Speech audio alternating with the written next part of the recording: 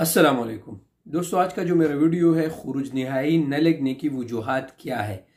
आप अगर खुरूज निहाई जाना चाहते हैं और आप कंपनी से कहते हैं या अपने स्पॉन्सर से कहते हैं कि मुझे खुरूज निहाई लगाए, वो ट्राई करते हैं लेकिन आपको खुरूज निहाई नहीं लगता, उसके वजूहात मैं आपको बताता हूँ आज के वीडियो में कि खुरूज निहाई क्यों नहीं लगता। लेकिन इसके लिए आपसे रिक्वेस्ट है कि आप वीडियो पूरा देखें, अव्वल से आखिर तक देखें। अगर ये आपने इन चीज़ों के खिलाफ वर्जी की है तो ये पहले ये चीज़ें ख़त्म करें, तभी आपका खुरूज निहाई लगेगा।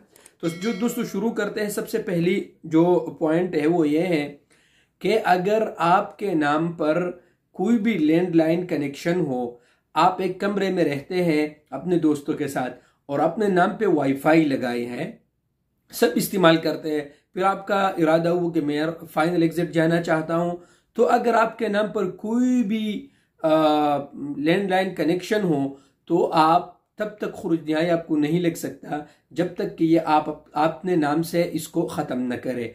दूसरे, अगर आपके नाम पर कोई भी सिम हो और वो सिम बिल वाले सिम हो और आपने उसके पैसे पे नहीं किए हो, उसके बिल पे नहीं किए हो, तब तक आप खुरूज निहाई नहीं जा सकता जब तक आप उसके पूरे पैसे हैं वो जमा करें। ठीक है दोस्तों। इसके बाद वो है दोस्तों बिजली का बिल। अगर आपके नाम पर कोई भी बिजली का बिल हो, आपके नाम पर हो और आप खुरूज निहाई लगाना चाहते हैं, तब तक आप खुरूज निहाई नहीं लगेगा जब तक आप उस बिल को पे न करें और वो कनेक्शन अपने नाम से ख़त्म न करें, तब तक आपको खुरूज निहाई नहीं लगेगा। सबसे अहम बात यह है दोस्तों, अगर आपके नाम पर कोई भी पुराना गाड़ी है, अगर आपके नाम पर कोई भी पुराना गाड़ी है और आपका इरादा हुआ कि मैं खुरूज निहाई जाना चाहता हूँ और वो गाड़ी खड़ा है, यानी ख़राब गाड़ी है लेकिन खड़ा है, तो आपको खुरूज निहाई नहीं लग सकता जब तक आप इसको अपने नाम से ख़त्म न करें। ख़त्म कैसे करेंगे? ख़त्म करने के लिए इसके ये है कि आपने इसको तशलीह में लेके जाना है। वहाँ पर जो रजिस्टर्ड आदमी है जो गाड़ी लेते हैं, वो जब आप उनको बेच देते हैं उनसे रसीद ले ले। वो रसीद आपने ले जाके ट्रैफिक हेडक्वार्टर में जमा करना है, ट्रैफिक ऑफिस में, ट्रैफिक पुलिस के जो ऑफिस है वहाँ जमा करना है। वो लोग आपके नाम से वो गाड़ी उतारेगा। जब आपका पुराना वाला गाड़ी आपके नाम से ख़त्म हो जाएगा तब आपको खुरूज निहाई लगेगा। दूसरे जो पॉइंट है वो है दोस्तों, अगर आपने किसी भी बैंक से कर्जा लिया है, आपने बैंक से कर्जा लिया है और उस कर्जे को अभी तक ख़त्म नहीं किया है, तो तब तक आपको खुरूज निहाई, हाँ खुरूजाउद लग सकता है लेकिन खुरूज निहाई आपको नहीं लग सकता। जब आप बैंक का कर्जा ख़त्म करेंगे तब आपको खुरूज निहाई लगेगा। ठीक है दोस्तों।